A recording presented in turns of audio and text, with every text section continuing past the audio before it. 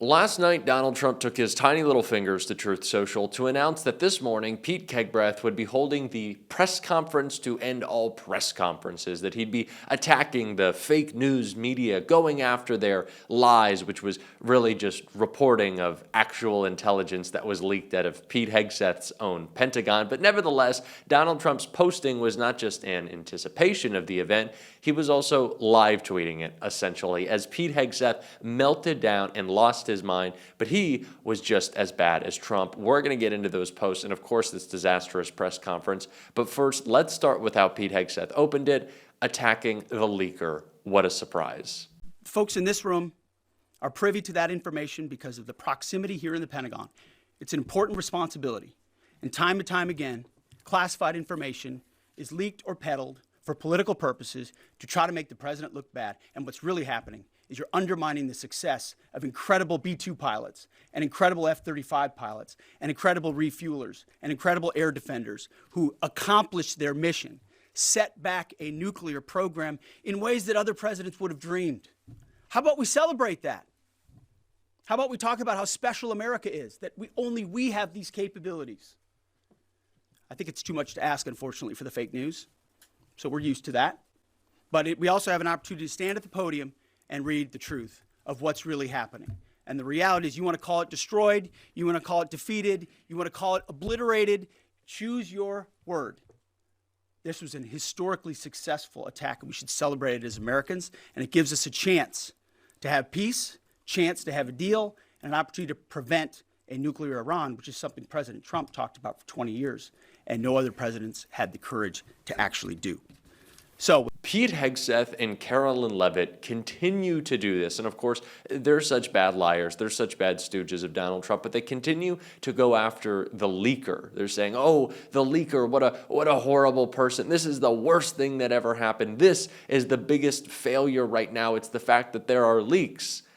Instead of maybe the failure that the leaks are about, Pete Hegseth won't address the fact that Donald Trump has been lying about his unsuccessful military operation.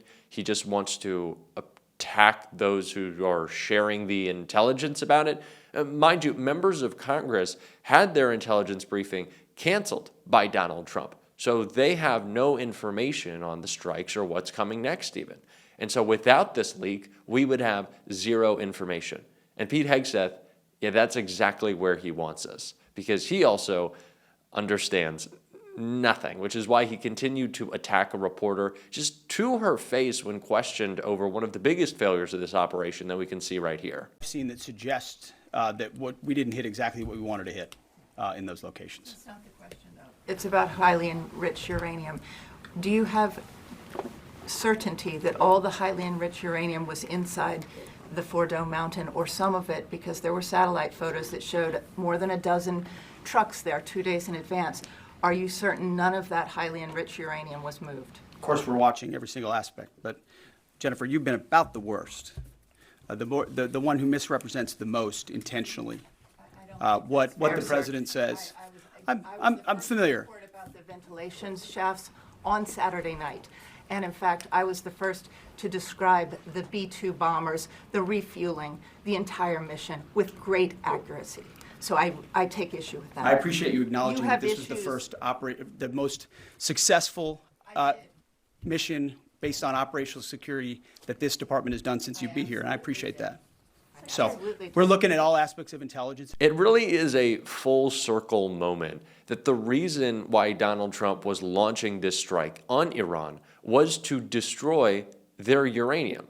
But because he was posting about it before, they were able to move it out of their facilities, which is exactly what Pete Hegseth was trying to cover up, what Pete Hegseth was lying about, and now he's attacking a reporter for it. And all the same time, Donald Trump is still posting the original problem he continues to do. He was live tweeting this this press conference. It was an absolute mess. Just let's take a look at what he had to say. Trump wrote on Truth Social, "One of the greatest, most professional, and most confirming news conferences I've ever seen. The fake news should fire everyone involved in this witch hunt and apologize to our great warriors and everyone else." Trump also writing, "The cars and small trucks at the site," referring to the uranium that was moved, "were those of concrete workers trying to cover up the top of the shafts. Nothing was taken out of the facility. Would take too long, too dangerous, and very heavy and hard to move." So that's just insane. And Trump is trying to provide a little backing, a little cover to Pete Hegseth.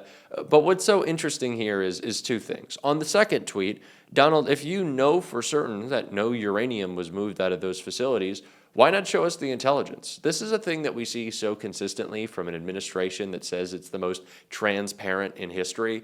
They're unwilling to share anything that confirms the story that they're telling, because the story that they're telling is a lie. But Trump also has been presenting this narrative as we go about the reporting on his military failure, which is that the press speaking to how Trump's operation was unsuccessful and calling out his lie, claiming that it was, that is an act that is unpatriotic. That is how Donald Trump wants to frame reporting, as unpatriotic. The job of the free press is unpatriotic, which is funny because he's the one who just held the least patriotic, faux patriotic birthday parade.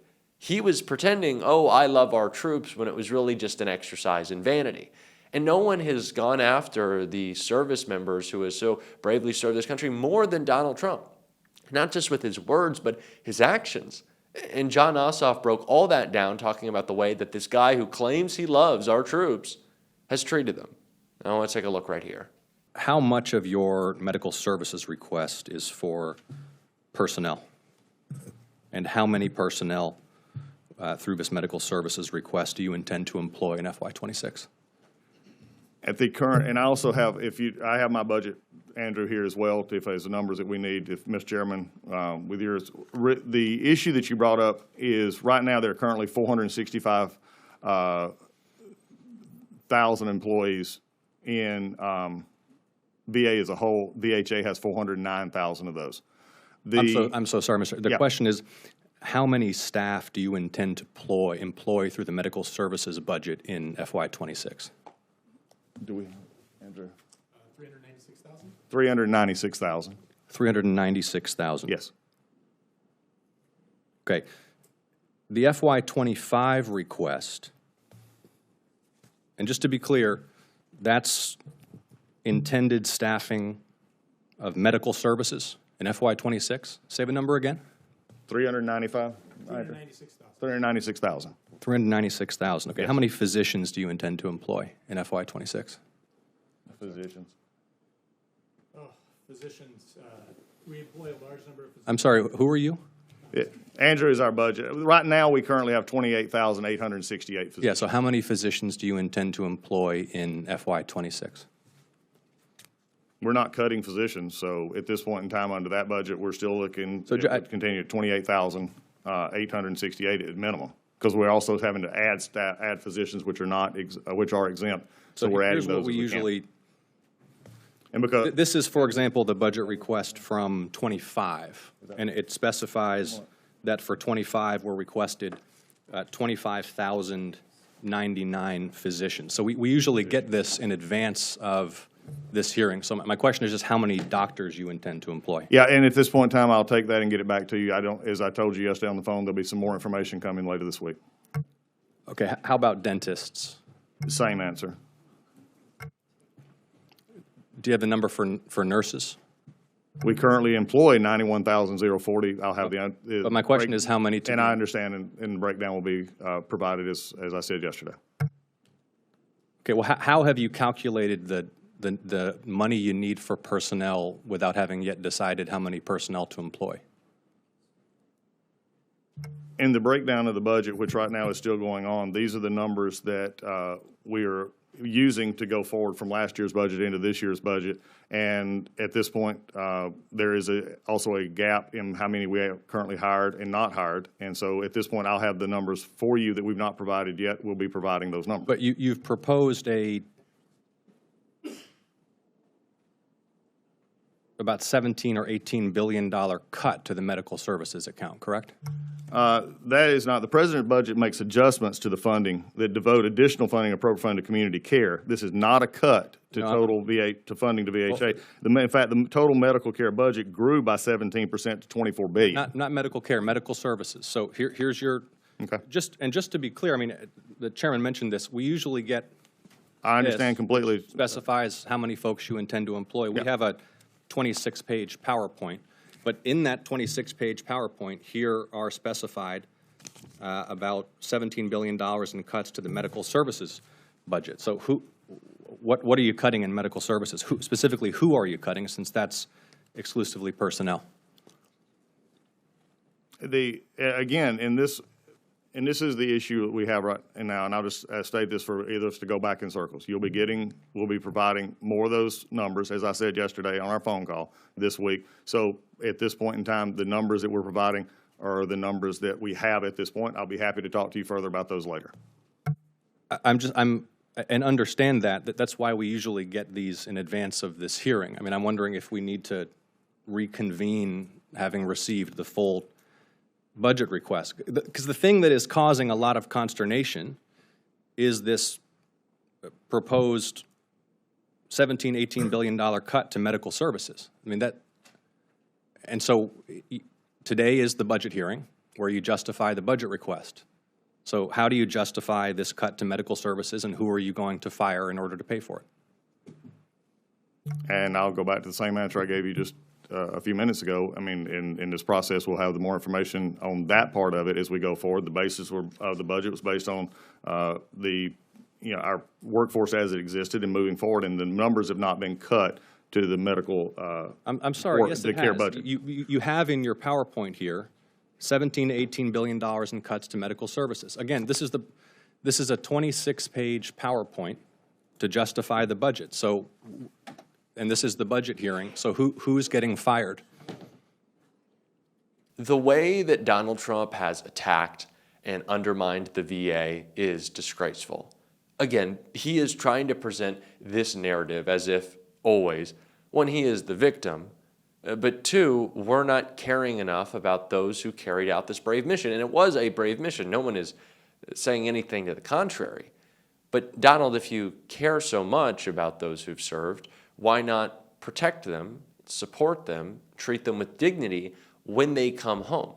And it's fundamentally something that this Trump administration has done the opposite of. So you can really spare me all the whining and complaints that Caitlin Collins is responsible for homelessness veterans when you're the one cutting benefits to those who have served. It is not the reporting that points out that Donald Trump is a failure as commander-in-chief and that Pete Hegseth is unqualified for this job, the reason we see leaks coming out of the Pentagon. And at the same time, you think it's a whiny complaint fest? No, I'm not tolerating that. Good on John Ossoff. Actually, I'm going to have a link to support his campaign at the top comment of this video. But also, if you want to support our channel, as always, you can hit that subscribe button. You can leave a like on this video. And if you stuck around to the end, you can drop a blue heart in the comments. And until next time, I'll see you soon.